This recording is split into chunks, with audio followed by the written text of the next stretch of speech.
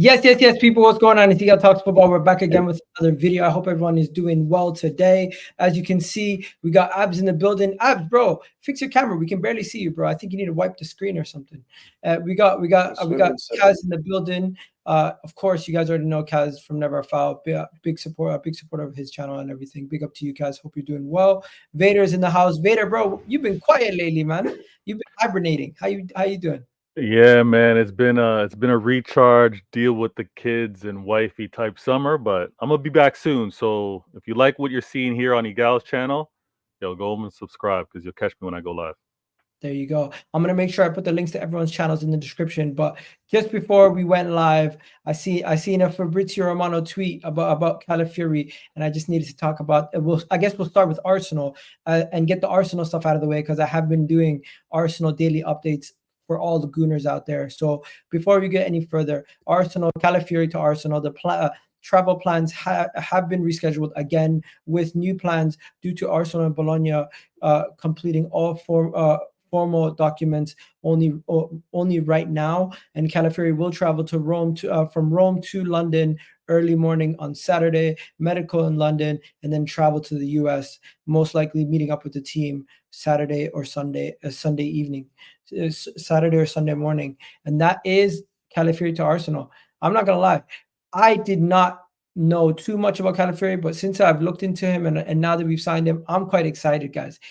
He was somebody when he was playing in the Euros, I was like, you know what, that's a good left back. Maybe we should get him as we need a left back. And he was playing left back for Italy. Little did I know, a couple of weeks later, we're actually going to be having him through the doors, coming as an Arsenal player, addressing a big problem area for our team. So Calafiori to Arsenal, what do you guys think? Is that a statement? Intent? Yeah, it is. It could be. The thing is, what's his name? From what I know, Calafiori was a centre back, but he can do the left back thing. But bro, we can't hear you, bro. Bodie's got your internet. Yo, Abs, we can't hear you, bro. That's how bad your internet is right now. Oh, maybe that's why the camera. Maybe that's the kind of thing. Try coming on your phone. 1 sec, I'll drop. No worries. But yeah, Calafiori to Arsenal. Do you think that moves the needle for us? What are you guys saying? Kaz, Vader? Califragilistic Espialadocious ain't doing shit, man. Get out of here, bro. If Lenny Yuri's moving the needle for you, brother, it's not hard to move the needle for Man United's back line when there's barely a back line last year. So I'm just saying, isn't it? Well, you seen Zinchenko last year. He was a liability, bro. I'm joking. No, obviously it's a good signing. I already said it's versatile, isn't it? You said yourself, Egal, yeah, you don't have, I heard you, yeah, you don't escape my ears. I don't have four first team options and a bench. I got 8 first teamers. That's what you said. So yeah, that's true. Wait, if that ain't moving the needle, then let me see if you can go and break Chelsea's record. Wow, bro, I don't know about Chelsea's record. I think that's too early. It's too early to be saying that. The only time you start speaking about records is when the season's almost wrapped up, you're in May, then you can talk about records. Right now, if you're claiming 8 first teamers, you better be conceded 10 goals the whole year. Hey, we got 8 first teamers. It doesn't mean all of them are going to lead to more clean sheets. It could just mean it leads to more wins. It doesn't need to lead to more clean sheets. It can lead to more victories still, though. You don't have to have the best defensive record of all time to win. So funny. The reason why I don't think this whole 15 goal thing will ever be broken is purely because I just don't think I don't think teams are, how do I say this? I think with the way the football's going, with the way they're super attacking, even last season, Arsenal's defense was supposedly one of the best and they conceded over 30 goals. So what's it called? 28, 29 to be fair, I think it was. 29, 30, same thing. But more time, the best defenses in the league, in Premier League history, have all been around late teens to low 20s, innit? So I think with the way football is, with the way that teams are super attacking, I don't think anyone will be able to get to that record, innit? No one will break the 15 goal record thing. Maybe someone will match it, but no one's going to break it. Well, to be fair, it's not really I don't think left back or whatever it's not a mad problem place because you got Timber back as well. So ideally, when you deep it, that's sorted. That would be like a new sign in itself. I've been saying it for how many times. So that's like having 2 new players, and at the very least, It's the other part is I come. Everyone knows hooks by now. Yeah, everyone knows hooks. Halfway hooks. Yeah, Yeah. man said my problem isn't scoring goals, and I'm thinking, bro, what do you mean? Like, you can always add more goals on top of goals. If Man City scored 100 goals, I guarantee Pep was 110 goals next season. Atalanta always like have gone through scoring over 100 goals in the season before. Like, I think you just need new ways of attacking than the same way of attacking. That's when I look at Arsenal, and I think you're right now Arsenal kind of light in the midfield. I'm gonna be honest. I think That's why you're we're trying to address got that. problems. We're going to talk about the midfield in a second, but before we go any further, people, do me a favor, hit that like button, show some love to the people, of course, by leaving us some comments and some conversations in the chat. And of course, don't forget, guys, to subscribe while you guys are here. But Kaz, you're just saying, repeat that again one more time. You're saying Halfway Hooks was talking about we don't need defenders. He said we don't need more attackers really, or another striker, because goals ain't our issue. And I'm thinking, yeah, I think goals is not your issue, but it can be an issue. The way of like different ways of scoring. You score like when I mentioned Ivan Toney to him, and I know you're not interested in him at this moment of time. He was like, no. And then when we was mentioning other players, he's like, no. I'm like, we don't need that. And I'm thinking, well, you kind of do, like, because you need. What did he say we needed? Well, actually, right. Obviously, he wants Gyökeres. Don't get me wrong, but everyone knows that Arsenal need a difference maker in the midfield, first and foremost. And if anything, you might need someone on the left wing, maybe, because surely Martinelli gets better than 4 goals. Do you know what I mean? So, but yeah, I think you're light in the midfield. I feel like you've got 4/5 midfielders, but one of them is due to get injured already. So, if I go back to last season and I say to myself, what was the game where I feel like was close to my best 11? The team that I would say is probably one of the best teams that I could put out there. I'll probably actually go to the game versus Man City away. No, even that game, we didn't play our best 11, really. I can't really think of too many games where we had like our best 11 out there, because there was times where... Are you kidding me? There's times where we had players out or stuff. You're trying to reflect on your past season, and you're trying to say you never had your best 11? I'm just looking at my last season, and I'm going to show you guys an example of where I think we could directly improve. Look at this right here. This is the game versus Liverpool, where we played Liverpool, I think, in the FA Cup, right? We pretty much played our starters. Everywhere here, bar the goalkeeper and the whole left side. I think the whole entire left side could be changed. Instead of having Calafiori, Tomiyasu, or whoever else you have in that left back position, Zinchenko, you now have Calafiori. Instead of having Jorginho or Partey, I think the next player we sign, be it Mikel Merino or Fabian Ruiz, or we could get both of them, could be the person who plays in that position.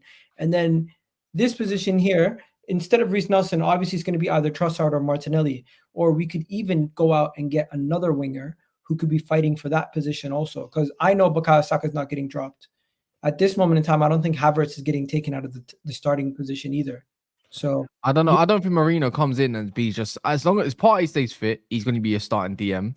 As long as he stays fit, right? Rice is starting. Merino's coming in to be depth.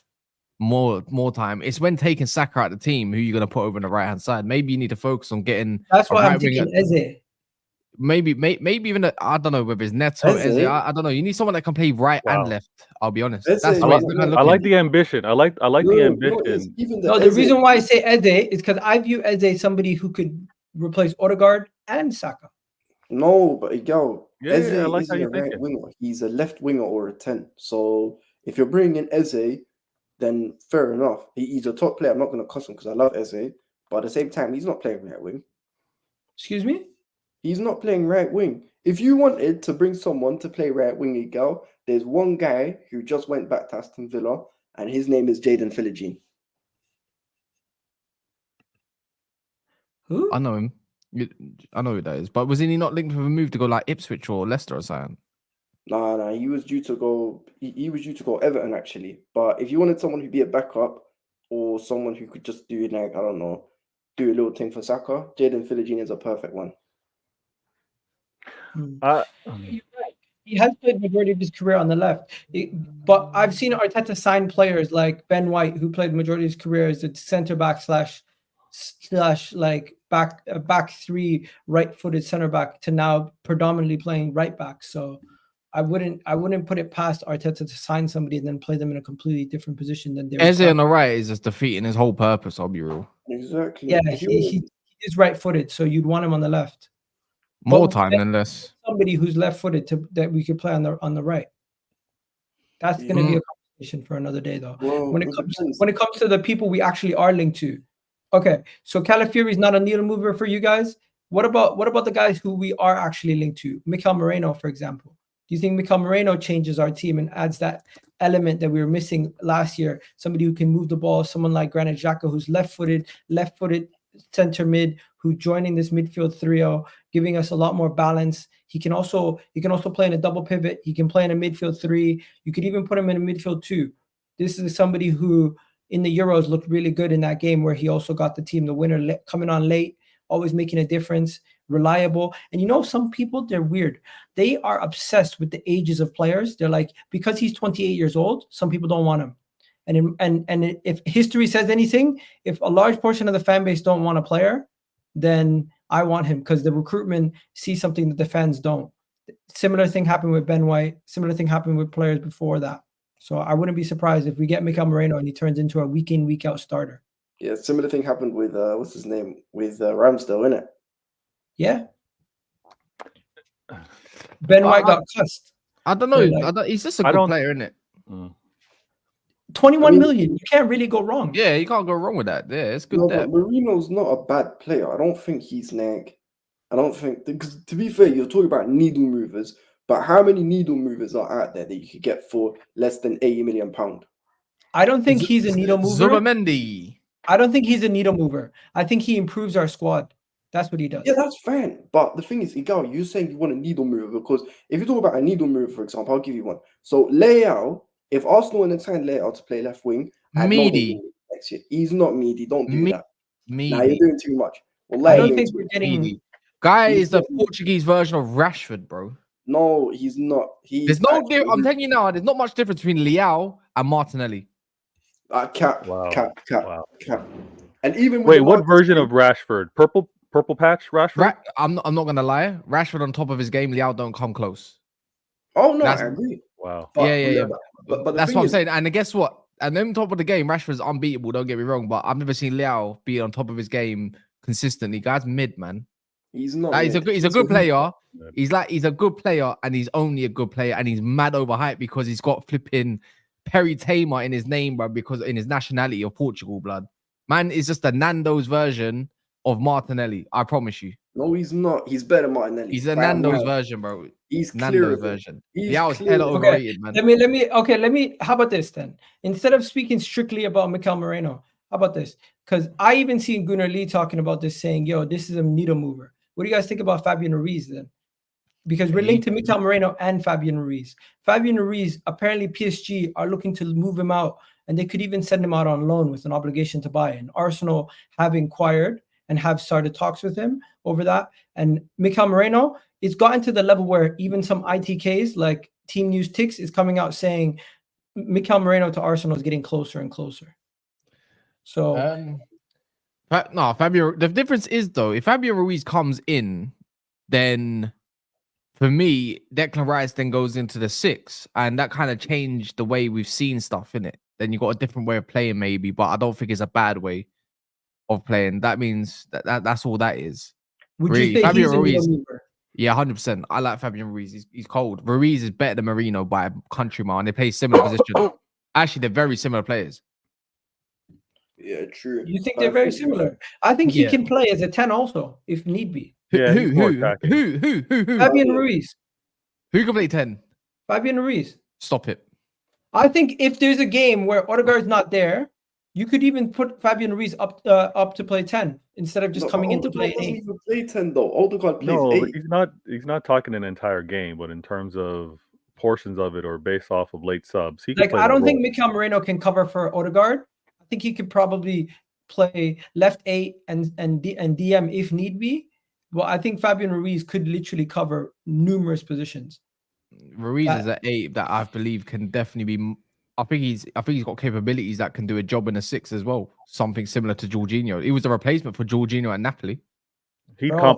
complement Rice really well. Napoli Yeah, he days, would. this guy was highly rated. PSG Yeah, he ruined was. players, man. What happened to them? Oh yeah, but Like, when I'm linked to PSG. Vergara, he's mid. Apparently, all of a sudden. Nah, No, guy it's is not because mid. it's Got it. concerning when a player goes there and they don't have a good season, people immediately drop their valuation. And, You know what Bro, the Miguel, difference they is? did it with Messi. They did it with Messi. They said, "Oh, Messi's washed up" when he went PSG. but he's now in the MLS. It's not like he's somewhere big.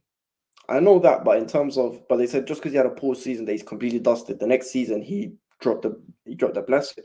But bro, you know people are gonna always hate on Messi and Ronaldo because they're such big stands of the other club, other player. But forget about that for a second. Bringing it back to Fabian Ruiz. Is Fabian Ruiz the needle mover? Is Fabian Ruiz the player that could get Arsenal to another level? What do you guys say? What's this other? You mean because of the competitions you're going to be in? You're not just thinking. When I say other level, you know it. For example, you've seen it with Liverpool. Liverpool made 2 signings that took them from a team that was yeah, but these aren't those signings though. What? These aren't the Liverpool examples that you're going to bring up. These aren't them. But I think your depth. Don't you think Calafiori could be a signing that, for example, you guys shored up your defense by bringing Akanji? Akanji made a huge difference to your defense. I think Ricardo Calafiori could make a huge difference to our defense and the versatility that he has. I'm looking at it like Fabian Ruiz is way more of a complete player than Merino is. Facts, because he's got a better all round game in it. I don't think and he's a better profile. Merino's got more of a physical profile by him, which I don't think you actually need. That's why I think Fabian Ruiz is better. I wouldn't trust Merino in a 6. I'd trust Fabian Ruiz to do something more in a 6, where him and as a pivot with Declan Rice makes way more sense in my eyes. He had 2 seasons at PSG. Enrique hasn't got the best out of him, clearly. And that's the way I'm looking at it. Like, if you're going to go for one of them, that's pretty much going to be a similar price. It would be Ruiz, who's just 1 year older. But yeah, you already know what Arteta likes, man. He likes physical specimen, bro. It is what he likes people who wins duels. If you want a box-to-box, the athleticism. If you want a bit more of a box-to-box in there, then you're going to get Merino then. But I don't think Merino comes in as the starter, unfortunately. He comes as depth. Imagine we get both. But you know what I don't like about this whole situation. You know what I don't like about this. You know what? I'm gonna be honest. I like the player, and I think he'll be really good for Arsenal. But what I don't like is why you're not signing players that are going to contest players for their place. That's what you're doing. No, you're not. Marino's not a guy that's going to contest Declan Rice in their place. He's not going to start over Partey while he's fit. And I guarantee if Jorginho's fit, he's still not playing as much. But the thing is, the guy's coming in. No, but the thing is, you got to look at it like this. Sometimes this is the issue. Are you bringing in players to improve your squad, or are you coming someone that can come and take your position that improves much more? Isn't Calafiori improving the first team? You need competition, bro, not depth. No, I think the players we're signing are coming in to start. For example, I think Calafiori and Timber are going to be thinking, that's I like that one, of course. But in central midfield, where you think like, okay, how are you going to go about it? I'm not being funny. If I was Ed, I'm doing everything I can to convince someone like Zubimendi, who's an upgrade, personally on a Jorginho. He's the one that's meant to take those reins, in my opinion. Don't you think Fabian Ruiz walks straight into our 11? Yes, no, but no, he's not. No, you know what? Maybe it depends how he starts in that left 8 position like that. He's left-footed. He could play perfectly in that left 8 position. No, I know he can. No, he can. He can. The thing is, he warrant more. Yeah, but no. Hold on. We can't just brush that aside. So if he's there, does that mean Partey's gone? Partey's a rotation piece. You have to protect him. He's not fit enough to be relied on. As I guarantee he's getting paid. Jorginho is not a week in, week out starter. Jorginho's a rotation player, and he's getting later and later in his age. He's almost like one of the smart. Right. He's like another coach in the team.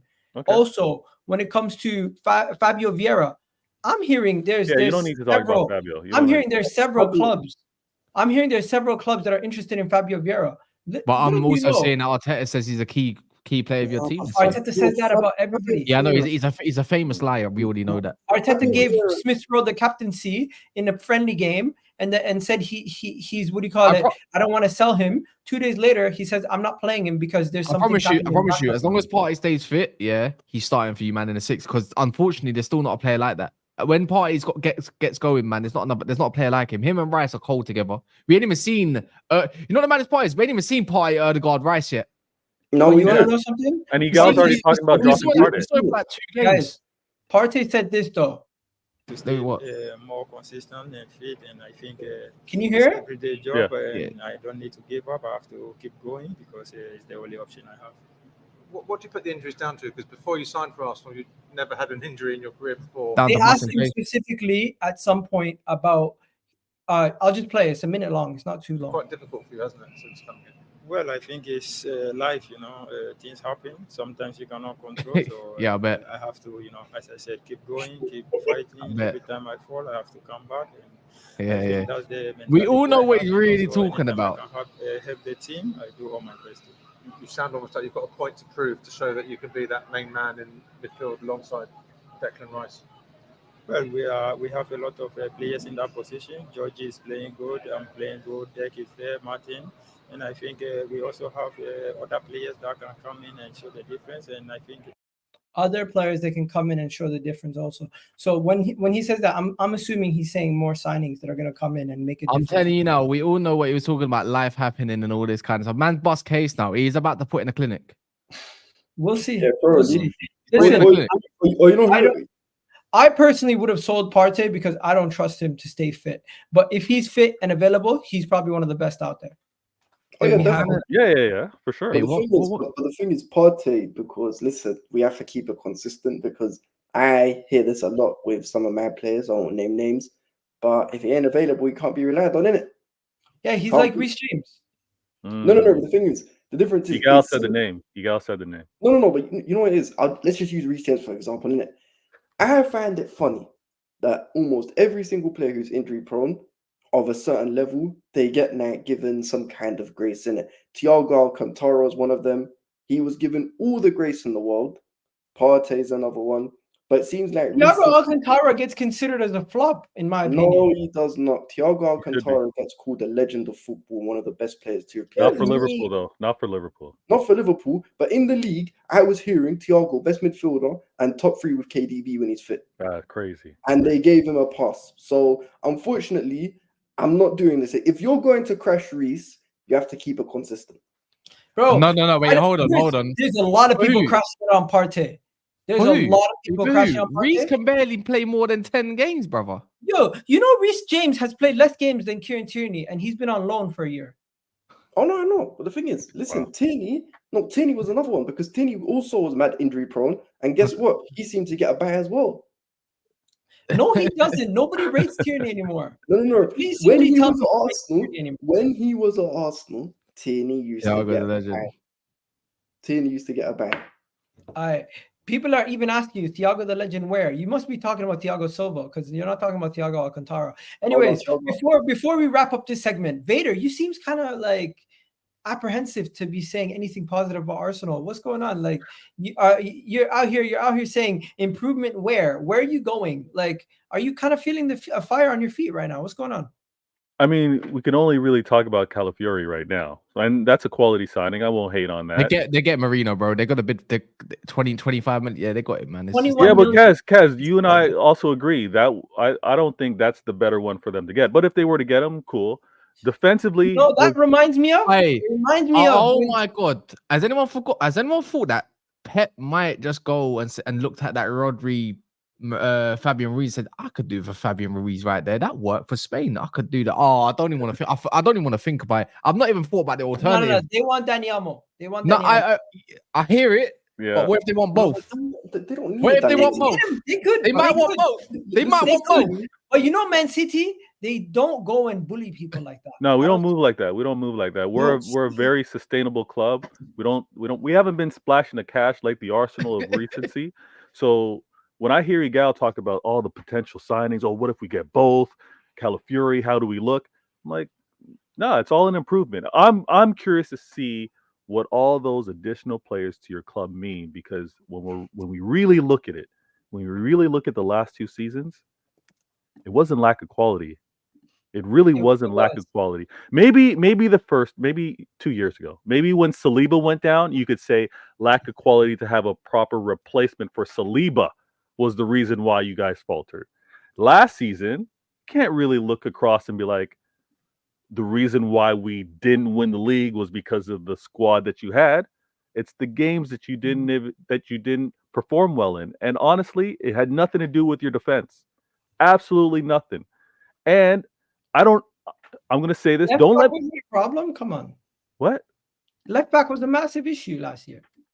No, left back was When you talk about massive issues, then I'm a fall back and be like, okay, Egal's looking at last season. I'm gonna actually, after this show, I'm gonna Mm. send you a video of all the goals that we conceded the last season. It's like 7 minutes long. You don't have to watch all of it. Just watch the first 2 minutes. You'll be shocked. You didn't concede that many goals though, Egal.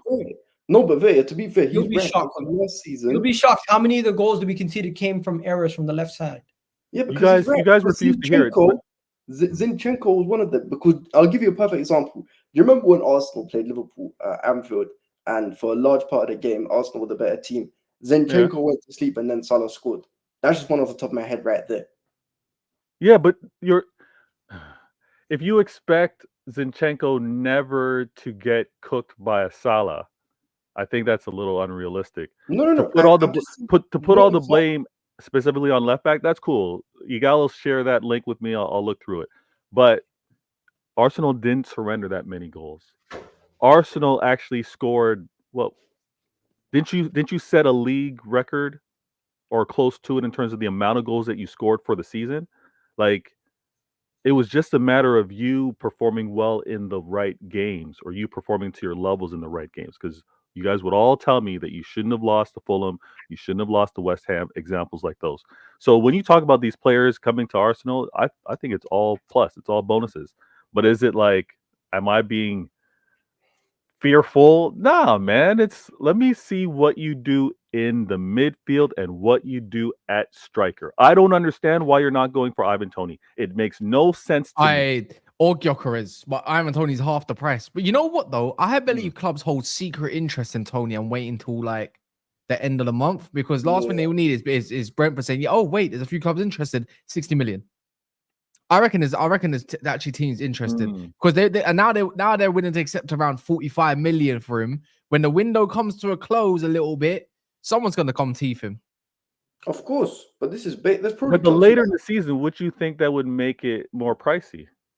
No. They'll be more desperate because he's got 1 year left in his contract. They don't remember a team like Brentford can't afford to be like, yeah, we'll just leave him go on a free, or we wait till January, because then he'll go for something like 15 million. They need the money. They're not a club that gets top dollar. Guys, at the same time, if there's many clubs interested in, if someone comes in low, then the next club comes in a little higher. So I don't know. I think Ivan Toney should be on Arsenal's shortlist, and that should, of all okay, you got your left back, you got of all other positions. If you're serious about the last 2 seasons, we'll put that behind us. Let's show that we have our league-winning intent. You need a killer up front. We're gonna sign another forward. It might be a winger. It's not another forward. You need it's a winger, man. They're looking at wingers though. I think this window show, even when they was gonna go get Sesko, remember they said he's gonna be a left wing alternative. I think they're looking at wingers more time. Wow. And we don't really hear enough right wingers for Arsenal getting linked, other than Pedro Neto, who mainly kind of plays on the left more time as well. Big up Kate in the chat. I'm more of a firm believer that if Toney didn't get that ban, he would have signed for Arsenal last summer. He would have been an Arsenal player. I think it has more to do with, like, they met with him and they didn't like his personality. I guess they're saying something about his personality. If you let him go Spurs, I'm telling you now, Ange's way of playing is going to elevate, and it's just going to be much more annoying. If he goes to Spurs, that's a match made in heaven. He will become. Son's getting bare goals again. I'm not joking. That whole point of Son's just to bounce off of someone that's not Richarlison. and then they got that kid, that Bergvall, who's got like a James Maddison whip on him as well. Pedro Porno's getting 20 assists.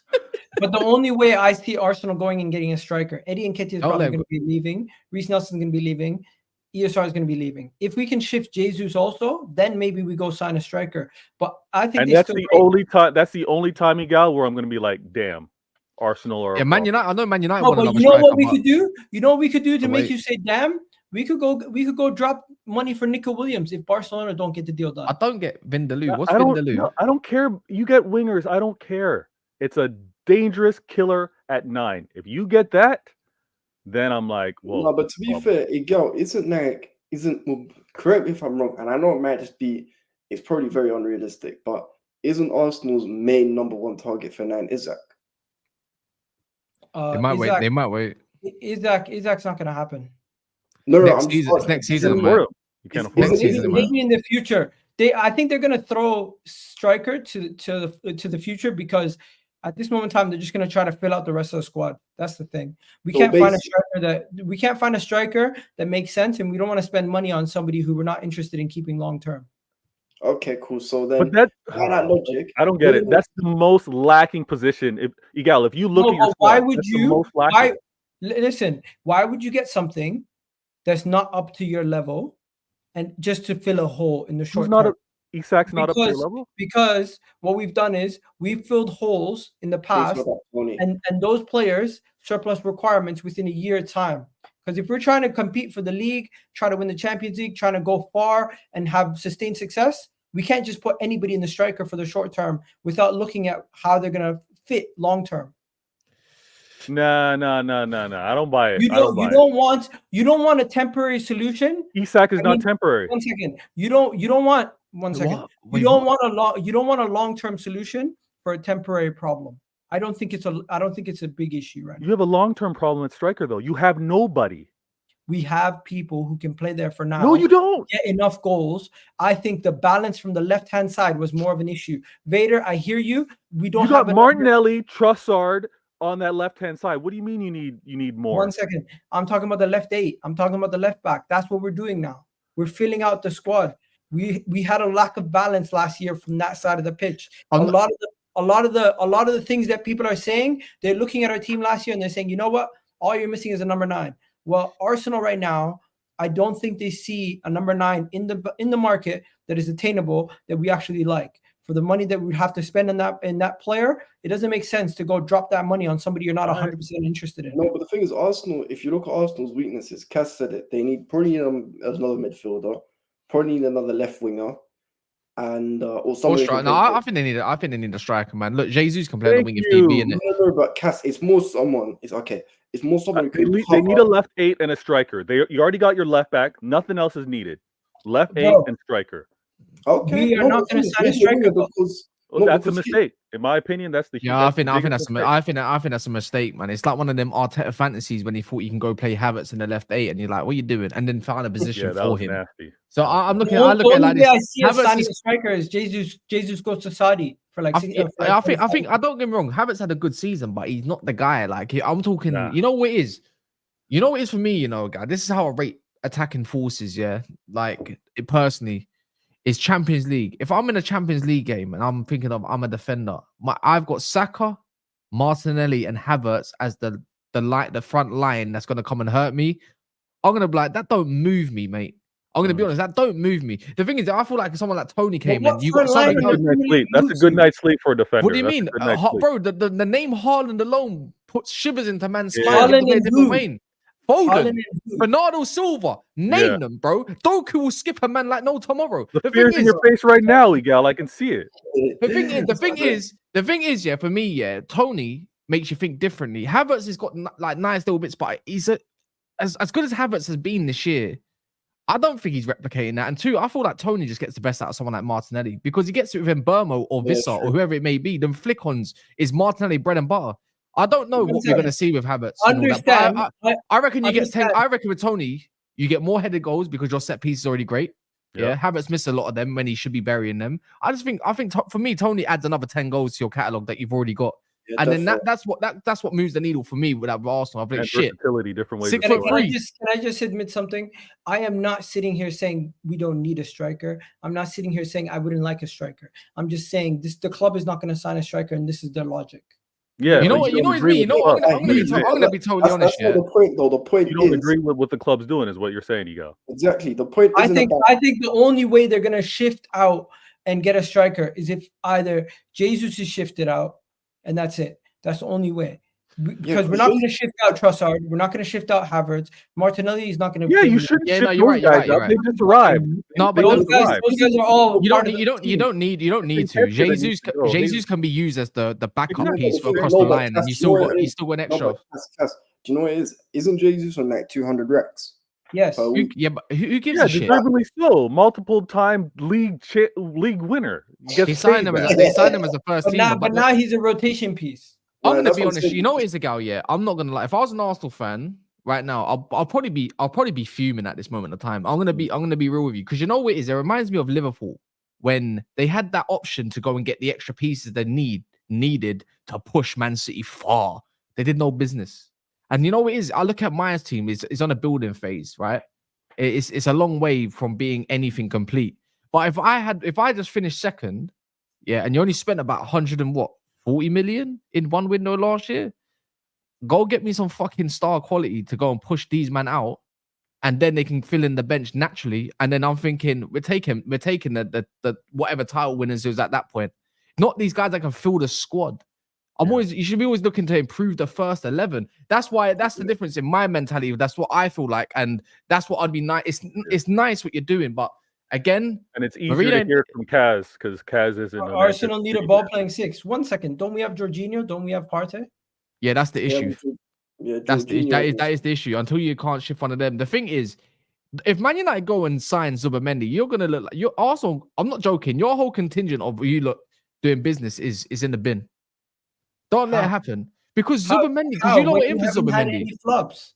No, I'm not saying you haven't. I said if you can't convince these men to abandon whatever they want to go and convince them on a project, Zubimendi's the perfect guy to take over Jorginho's position because there's not enough sixes in the world. Him and Rice is a beautiful. Why are they going to go Real Madrid? They got hella DMs. No, if he stays at Sociedad for the year, then it makes sense. But if you know what is he's waiting for Barcelona when Barcelona can't afford the guy. They can barely afford Nico Williams. Did you just see the deal they pulled up for Olmo? It's embarrassing. What? They got Olmo. What? Did you see the deal they slapped up for Olmo? It's embarrassing, bro. 1 second. Last thing I seen was this: that Man City are monitoring the situation closely. Man City haven't yet submitted an offer. That's the last thing I seen. The player prefers to join Barcelona over Man City. Damn. Well, it's Spain, isn't it? He's Spanish. It makes sense. Yeah, and didn't he come out of their academy as well? No, but what I don't understand is where City are going for more attacking midfielders. What they need to be looking for is someone who can deputize for Rodri. Abs. You're not going to sit here and. They already said. Tommy already said they're actively looking for a guy that can cover Rodri, but also do the 8. That's the idea. Yeah. Wait, so he came from which academy? Isn't he a Barca academy? Yeah, he's from a Barcelona academy, isn't it? Really? Oh yeah, you're right. Sure. Yeah, he is. I don't think they're actually in for him. I think it's all PR, bro. You think so? Yeah, I don't think Man City want him. I think they got enough depth. I think their idea, because you know what it is with Olmo. Yeah, I look at it. They got Foden who can play in a 10. The KDB is probably more. You want to be using him where he ain't got to use his legs. So I think he's still there at the 10. You got Savio, Doku, Grealish, Bernardo Silva, and now you've got Oscar Bob, who's a fucking baller, bro. I watched that preseason game; he was ripping it to shreds, and they weren't. And so we got a really good outfit at that the other day. So they got options. Where does Daniel Olmo fit? And I look at it; there's no space for him in there. They need a. And they've also got Bernardo who can play there.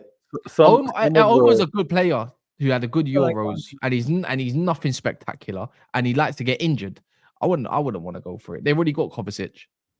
That was one risk.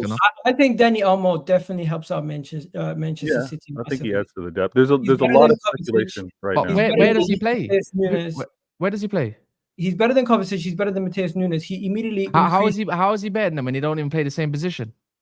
No, because what they're missing last year, they didn't have as many dynamic players. Rodri was the only person who stayed fit for the whole season in their midfield. Dynamic midfielders. They got Foden's a dynamic midfielder. And Foden was rotated between the wing and the midfield. So based on now with Danny Olmo, it gives them a lot more versatility and another player who can play across many different positions. But they've already got piece to being added to. I believe they only would get Danny Olmo if Bernardo Silva left, but now apparently he's happy in Manny. So why would they need a Dani Olmo? It's the same thing. He's just happy because no one's going to pay the money. I'm saying why they're not going for someone who's supposed to be who's supposed to deputize. I don't know for why they're not going all out for someone like Bruno Gomes. I'm going to be But honest. guys, Danny Elmo could literally be the You got the money. equivalent to, We the do, but equivalent, I don't. He's the about equivalent to value. Bernardo Silva.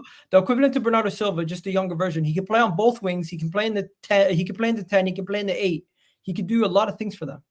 No, I think his versatility is incredible. I think that's why he's rumored to come to Manchester City. And I think and again, you guys are gonna be like, oh, Vader and his PR, but Manchester City often think about next season. Obviously, he would be important to have this season, but they also think next season, season beyond.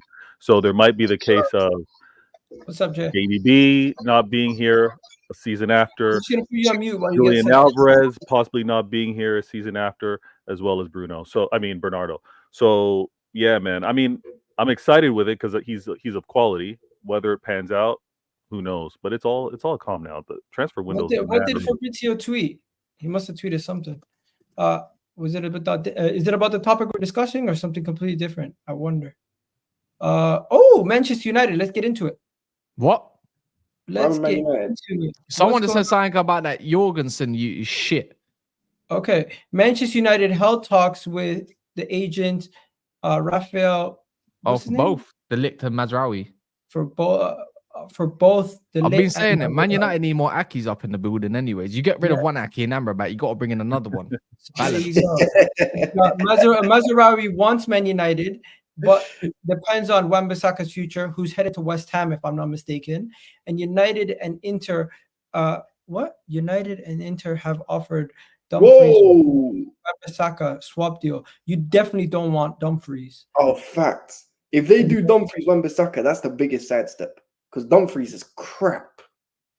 Yeah, but AWB is crap. You know what? You're getting rid of one defensive. You're incoming one defensive bozo for an attacking bozo. So it kind of just no. But the thing, but you know what it is though. Dumfries genuinely he's a good athlete, but as you said, he's a bozo, and also his actual crossing and all that shit is not it. Dumfries crossing this shit. You know what? I don't like Dumfries, but Dumfries crossing this shit. Bro, I've watched Dumfries for Inter. He's not good. He's not good. No. Defense as a guy is Dumfries' attacking game is calm. In the air, he's very calm. Defensively, he's a bit clunky. He would just come back. The thing is, Wan-Bissaka. Yeah, but the thing is, in this modern game, John, it's just Wan-Bissaka. Everyone, I think most teams know when Wan-Bissaka's on the ball, they don't have to worry. They're all right. They're okay. They're like, do your thing. Guys, let's break it down. Mazraoui. I don't want Dumfries. I would take Mazraoui, but I'm very skeptical because we got no good history of managing players that are injury prone. You bring Mazraoui in and you're like, but have you looked at his injuries? It's a bit mad. Is it? Yeah, last season you had issues at left back. I don't know. We're Ajax Chester United at this point. We're bringing the gang back. So aren't you worried about the whole AFCON thing where he's going to play for Morocco? But there's no AFCON. There's no AFCON for another couple of years. No, there's an AFCON this summer. They moved it from the summer to the winter. I thought. Did they? No, they couldn't. What? Did they not? That's next year. They moved it, but they moved that further beyond. There was supposed to be an AFCON this summer. They changed it. I'm pretty sure they've skipped it to next year. Yeah, exactly. Because there was an AFCON in 2024. Yeah, there was an AFCON. AFCON's next year, bro. A year and a half away. Yeah, run it. Run it up. If it's next summer, then you're good. I don't know what his injury record is. I know he was quite injured. It's just got all sorts of injuries. It's a jar. The thing is, Man United don't need injury-prone players right now. But then again, Mazraoui can ball out, innit? He can play right and left. It solves an issue, at least. It's only a backup. All these players are not starting over the low. If you got Vanderson, 100%. I'm all for Vanderson, bro. That he's on crack. Who else is there? Because I can't know the right back market. There's slowly, there's a bit more talent coming through in that position. Yeah, we know it's every 2 years, but there was something janky that happened, I think, with regards to, I don't know, Olympics or World Cup. Something made the schedule all messed up. AFCON is winter 2025. There you go. I thought so. Yeah, okay. Hang on. I'm just Trying to think. Okay, what about this though? Man United are bringing back all these Dutch players and all these players who previously played for Ajax. Well, Do you yeah. think Mazraoui and De Ligt as rivals? Kaz is not here right now. Do you think that improves Man United massively? Because I think De Ligt. So you threw in the wrong word, man. Don't the massive take the massively off. I think De Ligt definitely is an improvement from what they currently have, and Mazraoui is also an improvement on what they currently have. They've improved their squad. Simply signing De Ligt, Mazraoui, signing of Zerski and Lenny Euro, slowly and surely they're bringing in younger profiles of players, and they're bringing in the new guard, getting rid of some of the older players that they had in their team. They still need to move on Harry Maguire, Casemiro, move on Scott McTominay. Yeah. But I mean, so Abs would appreciate this. They're moving more youthful. They're getting rid of some dead wood. I mean, they're not doing contracts like Chelsea, but no, you can see how they're revamping. Now, I don't know if it's a massive improvement, but it's definitely the direction that they need to go in. And no, the thing is, De Ligt is more like, I'll be honest with you, right? So Mazraoui is good. you're right. I personally, I'm not really a fan of Matthijs De Ligt like that. I understand why people are in, but I'm not really a fan. Lenny Euro is a top. He's better than what they currently have. What are you talking about? What's up, Jay? What's going on? So I've been trying to get onto the laptop, but it's taking. I mean, is this the United praise or slander section? Because I wanted to make a quick point, and I know you're talking, so I'll let you go. Quick point on De Ligt and Mazraoui, because when I saw United originally going to go for De Ligt, I was a bit like, I thought it was uninspiring. When they got Euro, I thought that was a more creative signing, a more intelligent signing. I'm looking at United's business, and to me, it comes across very opportunistic. Yeah, like it's not as you're buying players who are kind of being discarded, who sort of might have fit, but I don't feel like proactively, if you source the whole market, these are the players you'd be buying.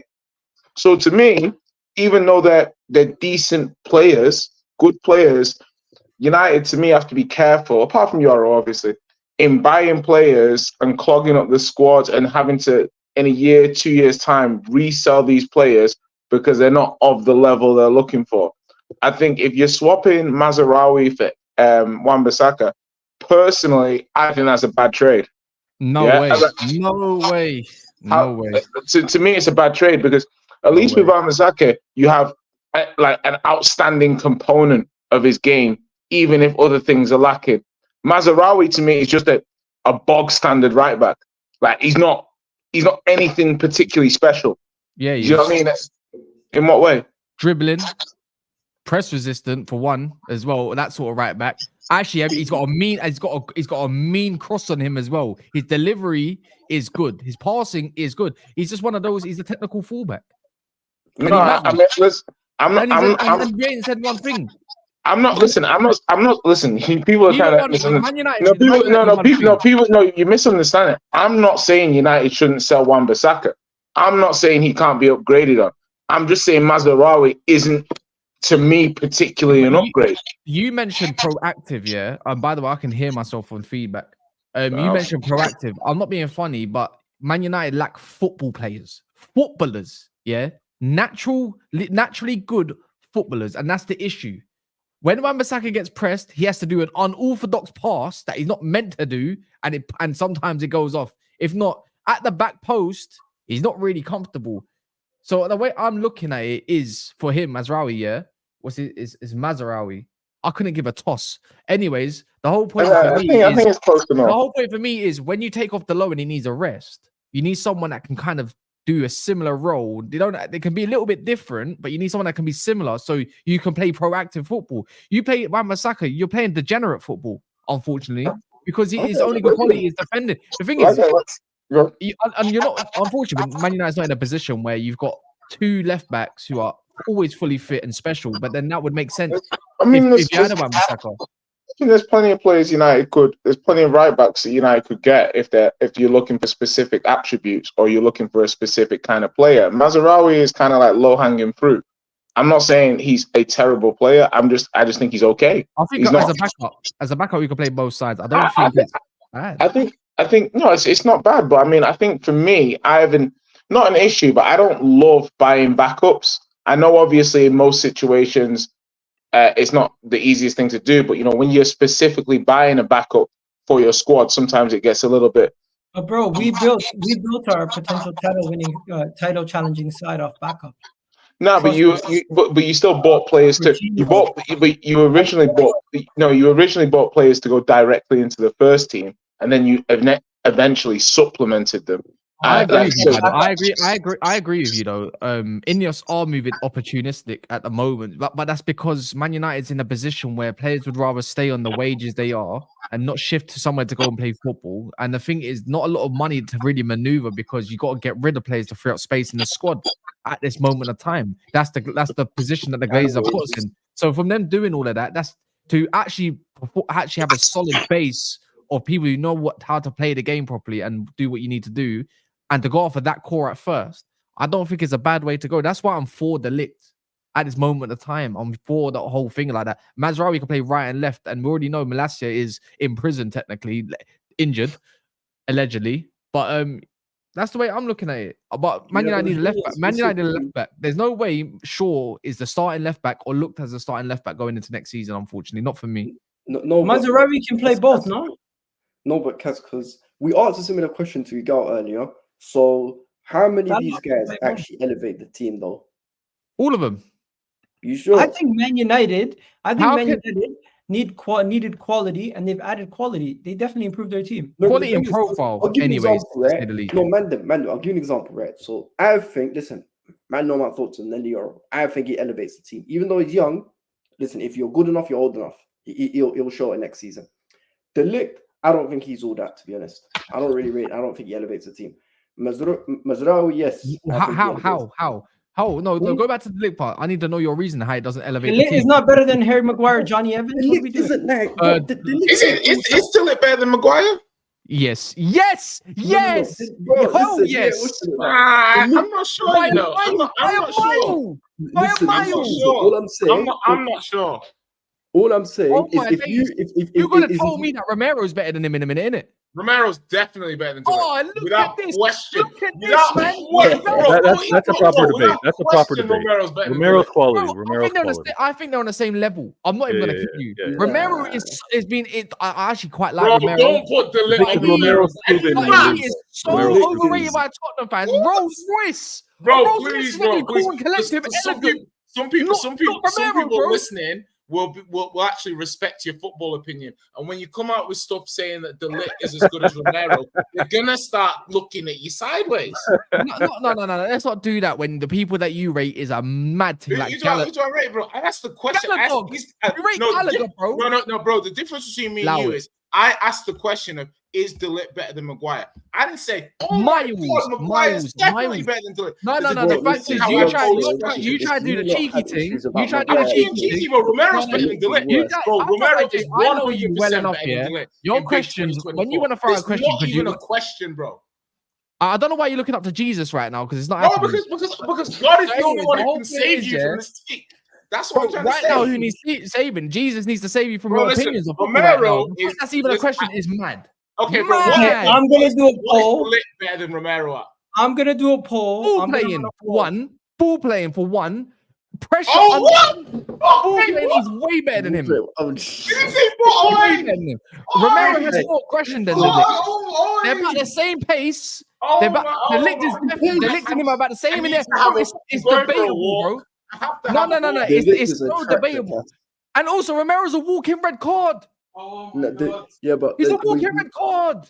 Oh, what are you man doing? Are we gonna ignore the fact that listen. Anybody who thinks Romero is not an elite ball playing centre back has not watched Romero play. I'm done. Let's just dead it here. Who's better? Why is that Tottenham then? Who's better? Why is that Tottenham? Let me know why is that Tottenham? Yo, one second. Why are no comes for him? Is that the logic you're gonna do? Because you know you can't argue on the point. You want to try and run down the football club. I see your angle. Desperate men reach for desperate things. Fair enough. Everyone in the chat. I don't know, man. You know the ones move different, fam. Everyone in the chat, there's a poll. Vader has got to go in a second, but before Vader goes, I just wanted to touch on something quickly. But let's pause this right now. And everyone in the chat, There's a poll. Make sure you guys vote in the poll. Who do you think is better? Guys, do Romero the right thing. Romero Don't make me upset. De Ligt. But Vader, before you go, I seen something that's really got Man City fans triggered. Apparently, your goalkeeper is getting had to release a statement on Instagram in response to a report on The Athletic. What's going on, bro? Yo, there's just mad lies being put out there. So let me just say this, okay? Ederson wasn't able to play against that game against Spurs. Jay will remember this. And Son had what I guess should have been a clear chance at scoring. It was stopped by Ortega. There's a stupid rumor out there that Ederson was vexed, upset, didn't like the fact that he had to be subbed out of the game, didn't like the fact that Ortega made that game-saving save, and the response from the City fan base praising Ortega, that this triggered him wanting out of the club. So his wife has posted something. He's now posted something saying, listen, I'm calm. I like it here. Things are good. None of this, what's been shown to Ortega's got me in my feelings and I want out of the club. But there's been a lot of rumors, a lot of personal terms agreed to with the Saudi league to be able to move on. And that's all that's been bubbling up. I, for one, need him to stay here. I'm happy if he stays here because I think if he were to leave, as good as Ortega is, he is not Ederson. You've heard me often on this channel in particular say that, no, the best keeper in the Prem has been Ederson. And you guys can talk about whoever else you have at your clubs. It's been Ederson because of what? Wait, hold on. Say that again. I said Ederson in the Prem has been the best keeper, not Alisson. In what generation? Well, I mean, I Well, assume the he means the generation that he's generation playing in. Because it was Ederson that came to City, and it was Ederson that came under Pep's vision, and since he's arrived, we've been doing the madness. Is Alisson better than him? Excuse me? Alisson is a much better all-round goalkeeper than Ederson. Not all round. Nope, not all round. Because Yes, you know he what is. fails Alisson? And just go back and watch that match against Arsenal. So are we doing what Jay does? Particular matches, just because that means the whole. Why are you speaking of manage? I'm not saying a damn word. That's what you do. That's what you do. I don't pick out particular matches to rate a player. Actually, no. One sec, because we can talk about Ederson. No, because you know what is Jay. Yeah, you know why I don't like this particular match shit, because we can go towards. I rate Ederson, by the way. Yeah, don't I ask rate that. Ederson too. Ask Daps. Even Dap says Ederson ain't the same as Alisson. Not his all-round game. Ball playing, yeah. But everything else, no. Yeah. The thing is, I think Ederson was great in that year that you won the Champions League. No, Kaz, you cut me off. Let me finish my thought. No, but you talk about particular games. When you do that, let me know Ederson's particular games too. Just let me know before your other keeper comes in to save the day. Because more time. Liverpool at home. Let me know. Let me know. No, because you're gonna do that. I can't have that. Guys, you guys want to say all-round game. So that's what I'm saying. All-round game, Alisson is not close to Ederson with ball control, with distribution. And the reason why I brought what about the other ones? Same thing. So Ederson's not far. Is 1v1s positioning. Let me know. He's not far off Alisson. And my point is... Actually, but then Alisson's distribution is just as... No, it's not. No, Alisson's that's distribution is poor. It's not. Alisson's distribution is not poor. It's not the best, but to say because the goalkeeper can distribute the ball, all of a sudden that makes up a better goalkeeper. What I need my goalkeeper to do is be okay with his feet and actually make a fucking save. Make a save. All round, you have to save that you want to talk about. Alisson's got one of the best reflexes in the world, positioning-wise, and when it comes to 1v1s, is the best. I don't care about one aspect of reflexes. I'm talking about the complete keeper. And that's the point that I'm making. The complete keeper, when you want to talk about ball stopping, distribution, and in terms of being poised and composed. Ederson's not even a good shot stopper. Go back and watch Champions League. Go back and watch Champions League. He's not. Stop it. Go back and watch my head Champions gets hot, League. yeah, when I hear mad Ederson's not. He's a good shot stopper. Incorrect, delusional bollocks in my ears now. And you guys anyway, go on. Listen. All right, guys. I'm going to say this and go. Okay? I'm defending Liverpool, man. I can't believe it. I can believe it. I want Ederson to remain here. I can believe Kaz moving for Alisson. Again, his hatred for City is going to be exceeding that. So that's why he's going to talk down on Ederson. But Ederson, you hate City more than Liverpool. Don't ask me that question. Who do I hate more, Liverpool or Man City? Who do you hate more, Liverpool or How Man about City? this? I dislike Arsenal more than Man City. Whoa. You dislike Arsenal more than Man I've- City. I've- That's this all is not- calm. this That's is all not a calm. no. We're not gonna divert on another conversation. We're talking about Alisson and Ederson.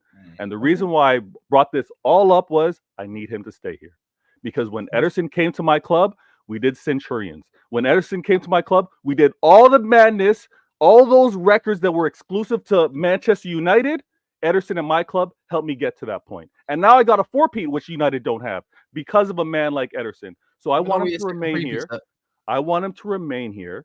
And if he happens to remain here, I think we continue on with success. If we have to do it differently, I think you see us fall back and teams are able to kind of press us, able to maybe play higher up the pitch against us defensively because of the difference of Ortega and Ederson. And that's just the point I want to make.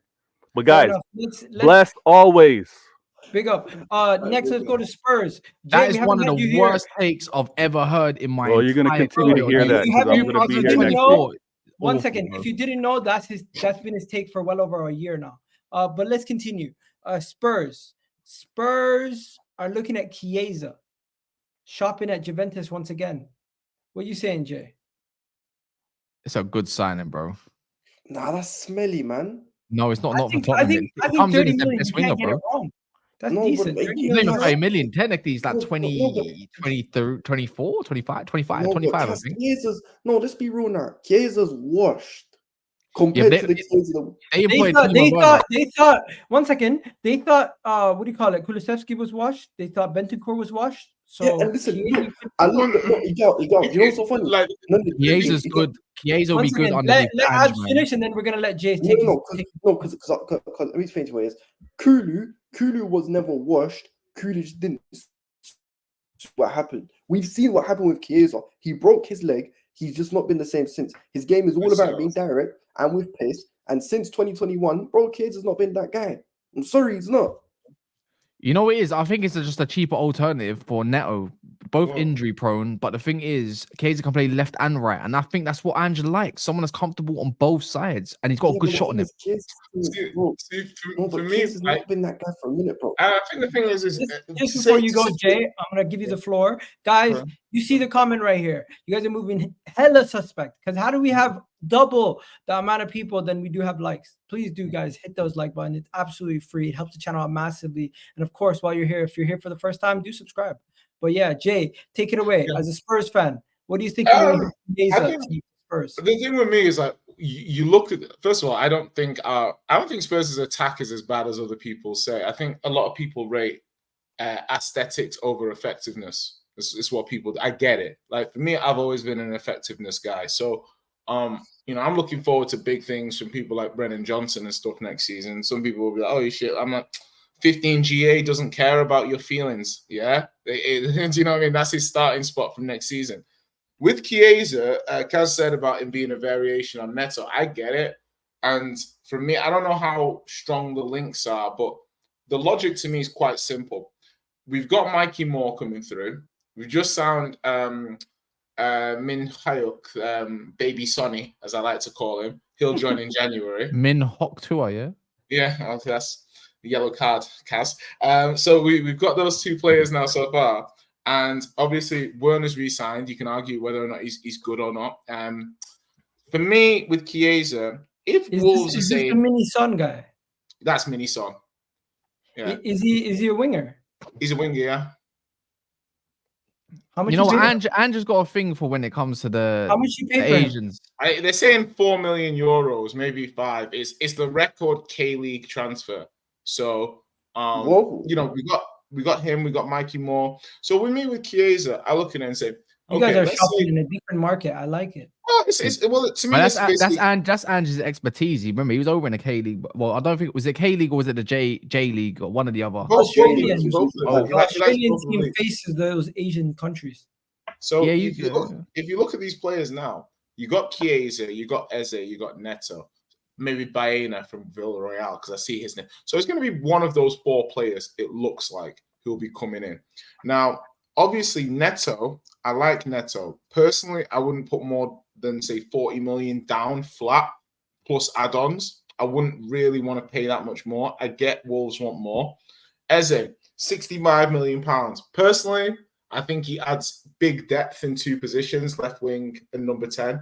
The issue is, I don't think he's a better number 10 than Maddison. And in terms of left wing, I don't think he's a touchline winger. I think he can play off the left. Isn't he a right winger? Left winger. So the thing is then you're asking questions of, is he better than Sonny on the left?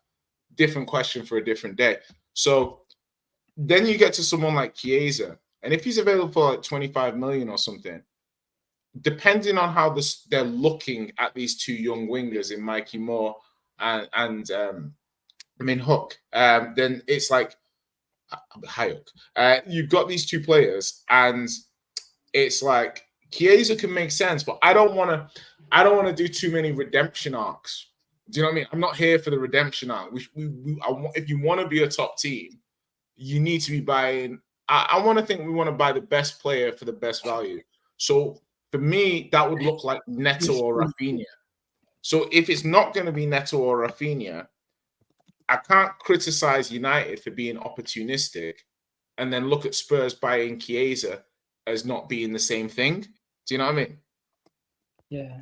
You know what, Staffy, what airline? By the way, you do realize if you sign Chiesa, he's going to be the player that plugs the holes depending on where Son plays. If Son plays on the left, if Son plays up top, you can play him on the left. Depending on whichever wingers you have available, he could play on both wings. He could play in the 10. He could do so many things for you guys. I just prefer a left-footed right wing. Like Rafinha or Neto for me is exactly what our squad needs. So it's like I'd like the team. Rafinha, the wages is going to be a problem. Neto, injury is a problem. Yeah, but the thing is, Neto can do job share, innit? Like, he's going to be available for like 25, 30 games. So it's just, just hope he's available when you're playing the big matches. Do you think you spend 50 million on Neto? I think we could. I think it's very. I don't know who's an Ange preference and who's a data preference, because there's a subtle difference, isn't it? It's like Ange can say, I want this player, and we look at the data, and the data looks pretty good for him. Doesn't mean the data flagged that player as a player we should sign. It just means he could fit in. Also, I'm calling bullshit on some of these reports. When I see reports like Toney has his heart set on a move to Tottenham this summer despite Arsenal and Chelsea interests, I call BS. I think the thing with someone like well, we look at Toney, yeah, and with Toney, options-wise, you got to think to himself, if looking at him, he's 27. Is he 27, 20? He's saying he's 28. I thought he was 27. But let's say he's 28. This is his big move. You look at the rest of the top six. I'd say Spurs are the side that would have the most interest in him, looking at their current situation. He gets to stay in London.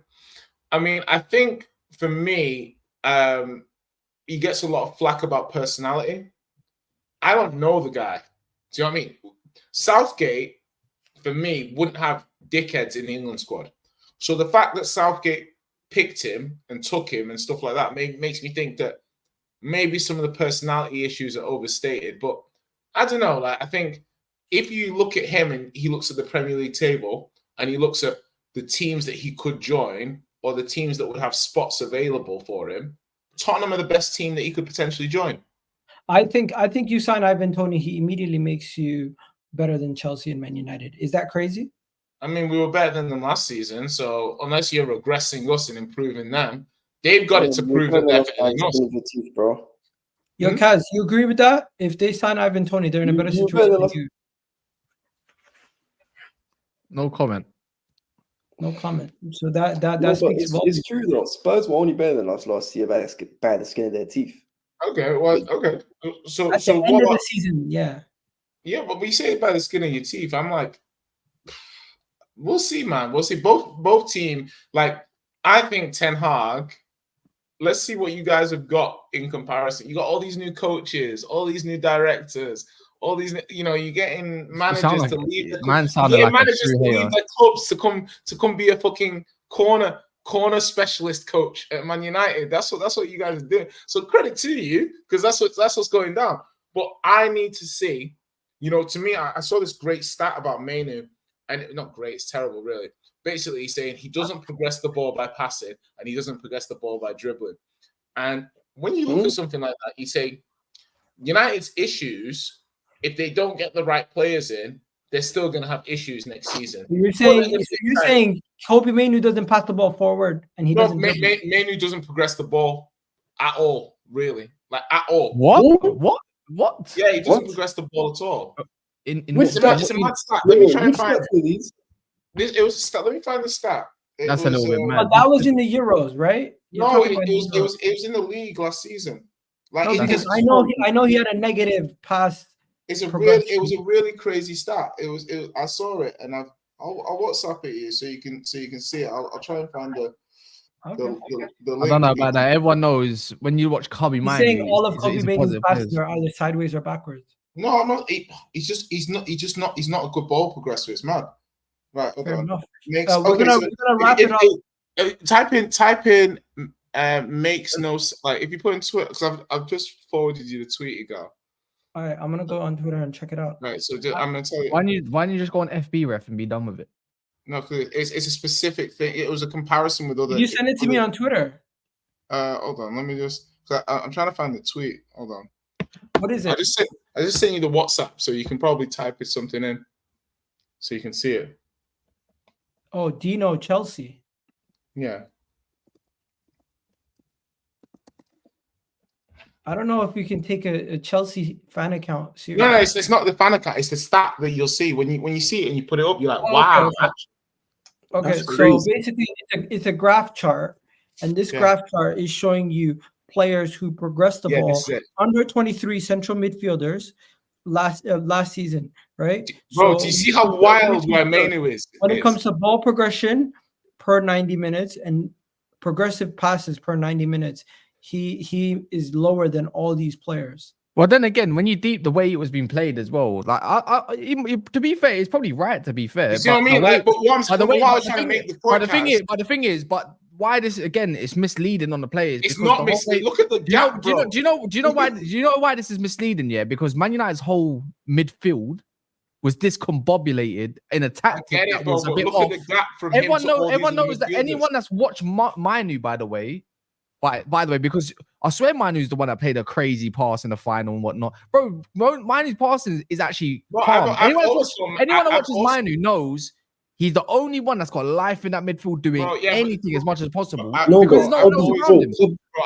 even likes receiving the ball. We were playing long ball, bro. Listen, but you know what it is? First of all, John James, everyone. Hold on. Stats don't care about your feelings, John James, yeah? You just saw how Mainoo compares with his compatriots, yeah? So it's not, my eyes tell me that this guy doesn't progress the ball. The stats bear my eyes out. So the fact he scores some goals, look at that. I've seen this. Look at that. Yeah, but at the same time, look, you can tell how many guys midfield is, yeah? No, your eyes are looking at stats. Yeah, my eyes told you what these stats are saying. But I don't care what the stats told me to be more time than less. No, Jay, do you know what it is? Here's the thing though, right? So, number one, a lot of these stats aren't contextualized like that for a start. And number two, if you want to talk about progressing the ball when it comes to ball carrying, I knew this already because Kobe. But this is compared to his. No, but Igal, one thing people don't talk about with Kobe is that his athleticism is and all that. So naturally, he's not going to be a. Actually, we do talk about that quite a lot. To be fair. Nah, no one really. But he still skips him, man.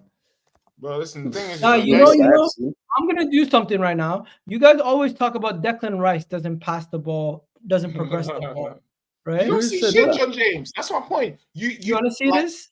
This is Declan Rice when you talk about progressive passes. That's why stats are misleading. My point is I didn't say Mainoo's not a very good player, and I didn't say he was great. I didn't say any. I just said this one attribute he doesn't do, and I remember it stuck out to me because it did co-sign what Mainoo ball progression could be an issue for United next season if they don't get the right partner for him next season. It's clear. Could be, maybe. Yeah, it depends. But we're going to a 4-2-3-1, so he's going to need a decent partner at that. Exactly. Anyways, so if you get Ugarte and Mainoo as a partnership, it's not moving me. I'm not going to lie. I can't lie. It moves me enough. Win the ball back, get the ball up the pitch.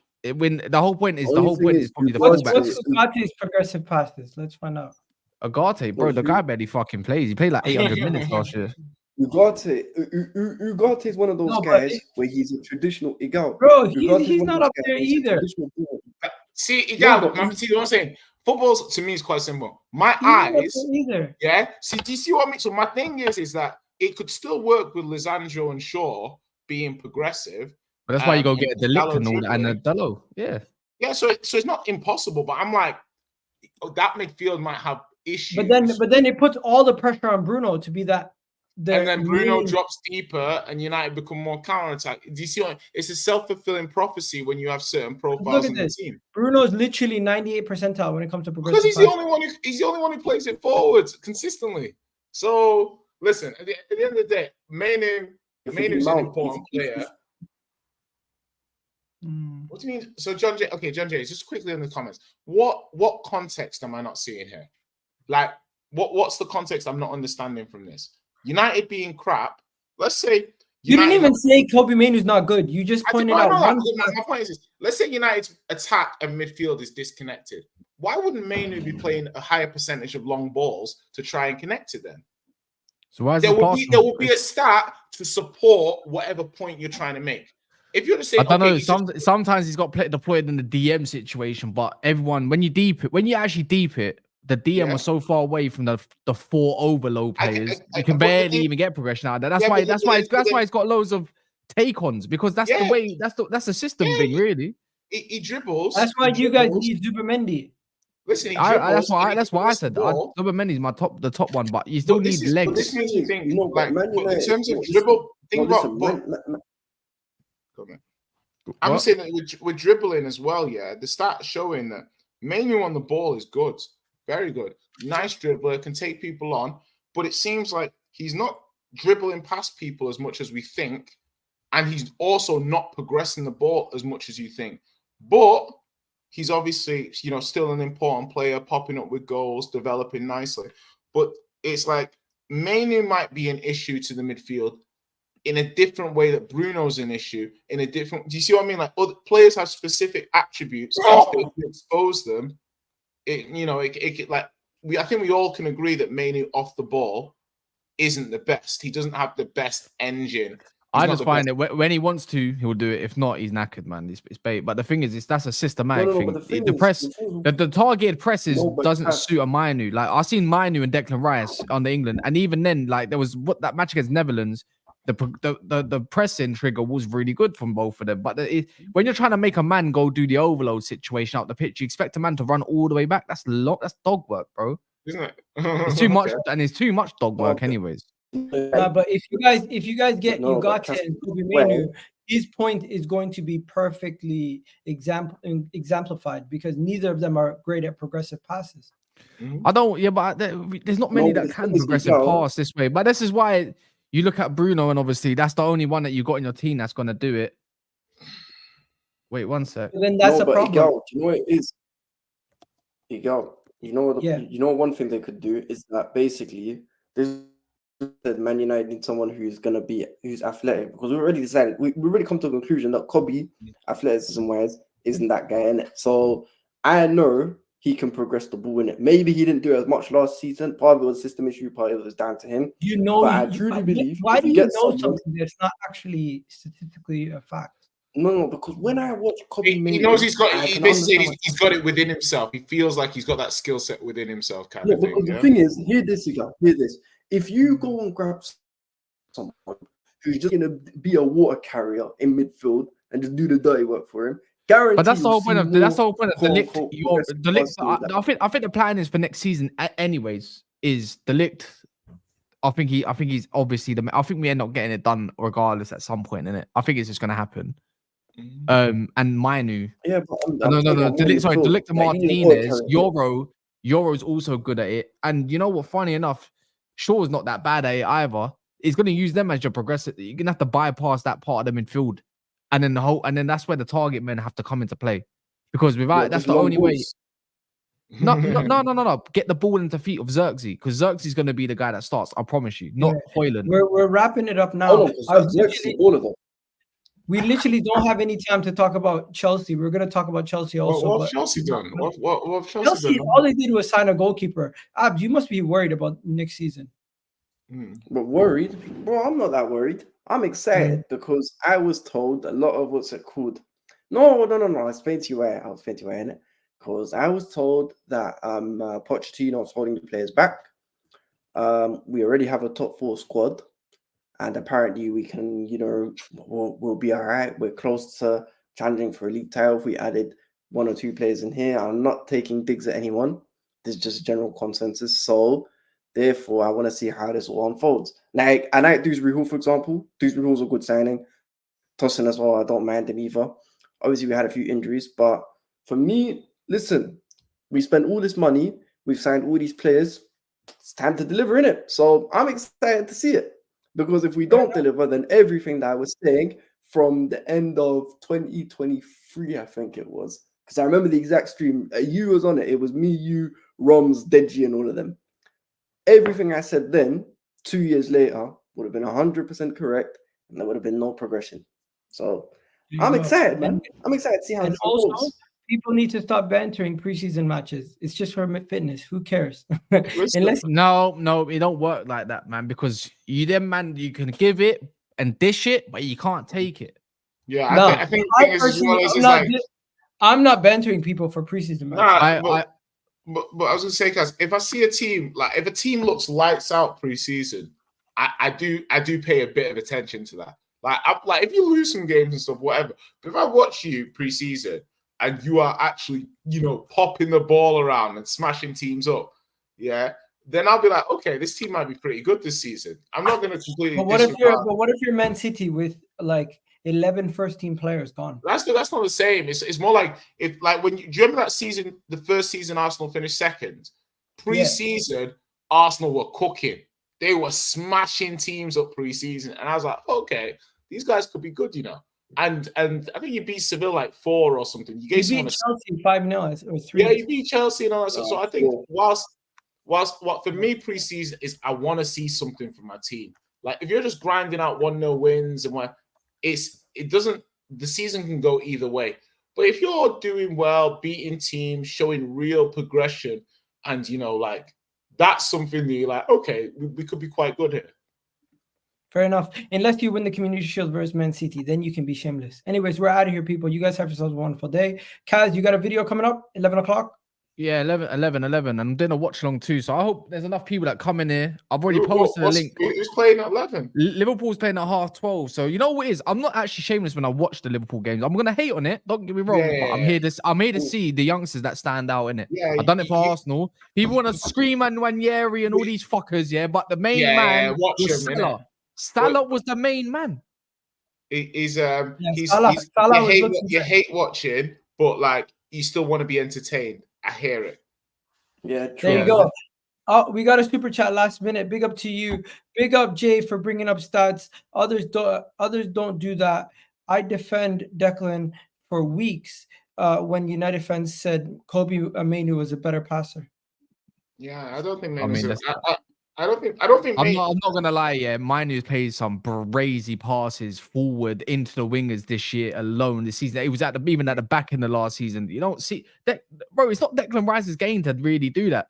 I think he's got technique. He's got good technique though. Declan Rice's got crazy technique. But the thing is just obviously Mainoo's a baby, so he's still developing a lot.